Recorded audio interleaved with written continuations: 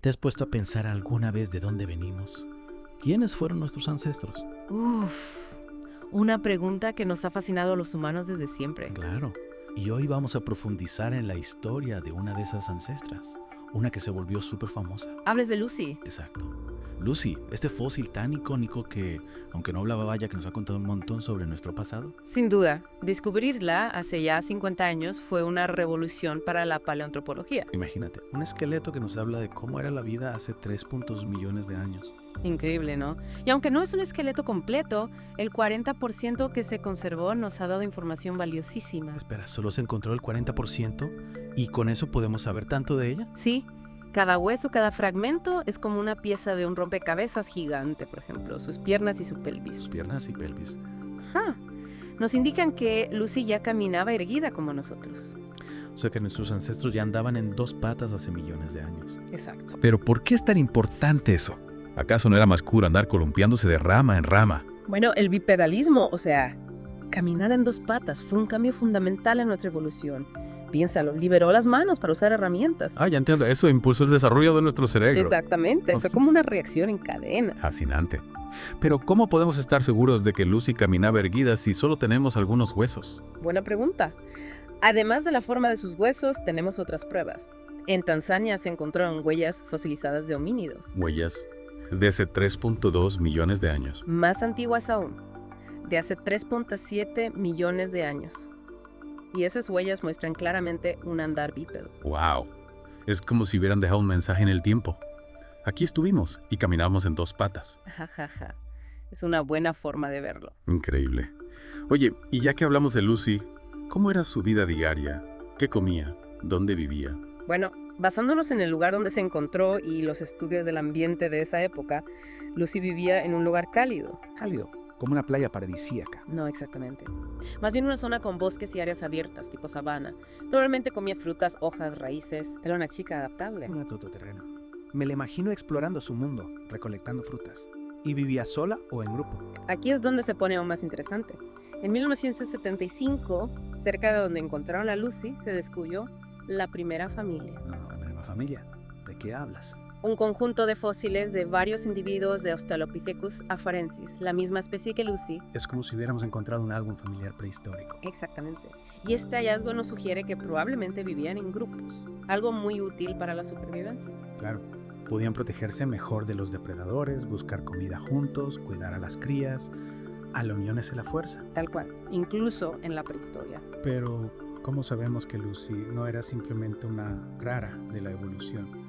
¿Hay otros fósiles de su especie? Por supuesto, se han encontrado fósiles de Australopithecus afarensis en otros lugares de África Oriental.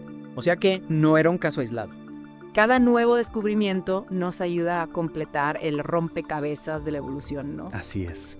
Y aunque Lucy nos ha dado pistas importantísimas, aún hay muchos misterios por resolver. Misterios. ¿Cómo cuáles? Por ejemplo, aún no está del todo claro cuál es su relación exacta con otras especies de homínidos. O sea que no sabemos si Lucy es nuestra tatarabuela o solo una prima lejana. Exacto. Es una de las grandes preguntas que los paleoantropólogos intentan responder. Y para eso siguen investigando, buscando nuevas pistas. Interesante. ¿Y qué tipo de investigaciones se están haciendo para descifrar esos enigmas? Pues hay varias líneas de investigación. Por un lado, claro, la búsqueda de más fósiles nunca se detiene. Cada nuevo hallazgo puede cambiar nuestra perspectiva. Eso sí que es emocionante. Pero aparte de desenterrar huesos, ¿qué más hacen los paleoantropólogos? Bueno, también usan tecnología de punta para analizar los fósiles que ya tenemos. Tecnología de punta. Suena futurista. Lo es. Por ejemplo, usan escáneres 3D para crear modelos digitales de los huesos. Wow, como tener a Lucy en la computadora. Exacto. Eso les permite estudiarlos desde todos los ángulos, hacer comparaciones precisas con otras especies. Increíble. Y ya con eso tienen toda la información que necesitan. ¿No? También hacen análisis genéticos. Comparan el ADN de humanos modernos con fragmentos de ADN antiguo. Espera, ADN antiguo. Se puede extraer ADN de fósiles tan antiguos. Es difícil, pero a veces es posible. Y la información genética nos puede decir mucho. ¿Cómo qué? ¿Qué nos dice el ADN antiguo sobre Lucy y sus parientes? Bueno, aún estamos en las primeras etapas de la investigación genética en paleoantropología, pero ya hay descubrimientos interesantes. Por ejemplo. Se ha confirmado que los Australopithecus están relacionados con los humanos, pero no son nuestros ancestros directos. Ah, todos somos como primos lejanos.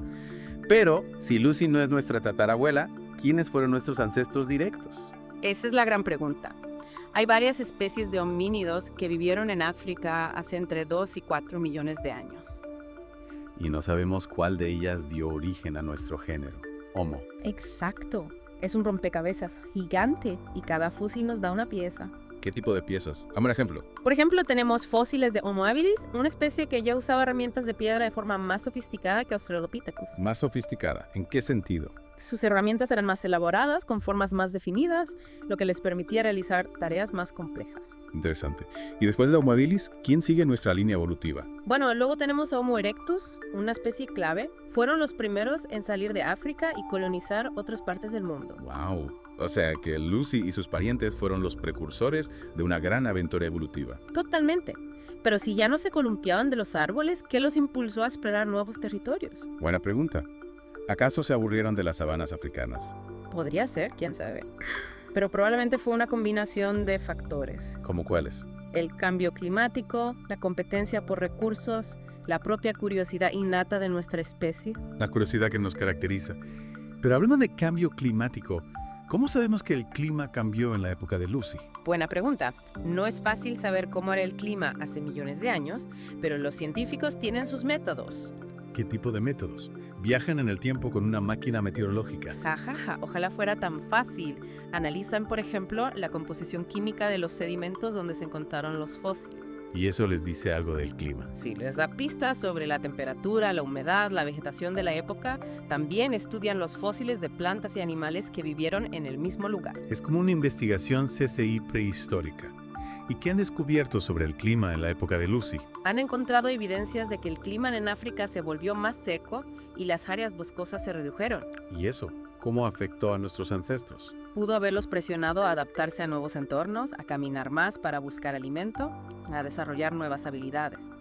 Adaptarse o morir. La ley de la evolución. Pero si Lucy ya caminaba en dos patas, ¿qué otras adaptaciones desarrollaron nuestros ancestros? Bueno, el tamaño del cerebro aumentó gradualmente en las especies de Homo. Eso les permitió desarrollar herramientas más complejas, comunicarse mejor. Y adaptarse a una variedad de entornos. Increíble pensar que todo eso comenzó con una pequeña criatura peluda caminando erguida por las sabanas africanas. Así es. Lucy nos ha enseñado mucho sobre nuestros orígenes. Y aunque todavía hay muchos misterios por resolver, su descubrimiento fue un hito. Totalmente. Y hablando de misterios, ¿qué preguntas siguen sin respuesta sobre Australopithecus afarensis? Una de las grandes preguntas es cómo se relacionan las diferentes especies de Australopithecus entre sí. ¿Evolucionaron en paralelo o una dio origen a la otra? Exacto. También hay debates sobre si Australopithecus afarensis era una especie única o si en realidad había varias subespecies. Un culebrón prehistórico con drama familiar incluido. Y para responder a estas preguntas, ¿qué están haciendo los científicos? Están usando nuevas técnicas de análisis de fósiles. ¿Cómo cuáles? Por ejemplo, la microtomografía computarizada permite estudiar la estructura interna de los huesos sin dañarlos, ¡Wow! ¿Y eso para qué les sirve? para obtener información más detallada sobre la anatomía, el crecimiento, la biomecánica de estos homínidos. O sea, ¿cómo se movían? ¿Qué tipo de actividades realizaban? Exacto. También hacen estudios de biomecánica para simular cómo caminaban, corrían, trepaban. Es como si los estuvieran viendo en acción. Fascinante. Y aparte de la tecnología, hay otros enfoques para comprender mejor a Lucy y sus parientes. Claro. Además de analizar los huesos en sí, los paleoantropólogos estudian todo el contexto. Contexto. Te refieres al ambiente donde vivían. Exacto. Analizan la geología, la flora, la fauna de la época para reconstruir ese mundo prehistórico. Es como crear una película en 3D de la prehistoria. Ajá, algo así. Y todo eso nos ayuda a entender cómo era la vida de Lucy y sus parientes. Cómo se alimentaban, cómo se protegían, cómo se relacionaban entre sí. Exactamente. Es increíble pensar que con solo unos huesos y piedras podemos saber tanto. Cada fósil es como una ventana a un mundo perdido. Y aunque Lucy es una estrella, es importante recordar que hay muchos otros fósiles que nos ayudan a entender la evolución humana. Es como un gran elenco de personajes en una obra épica. Totalmente. Y cada nuevo descubrimiento nos da más información sobre este viaje evolutivo. Hablando de viajes, ¿crees que algún día descubriremos el famoso eslabón perdido? Ese que conecta a los simios con los humanos. Esa idea del eslabón perdido es un poco engañosa.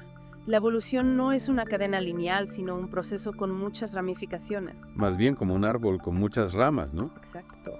No se trata de encontrar una única pieza que lo conecte todo, sino de entender cómo se fueron diversificando las especies a lo largo del tiempo. Ya veo. Cada fósil nos ayuda a comprender mejor las relaciones entre las diferentes especies. Sí.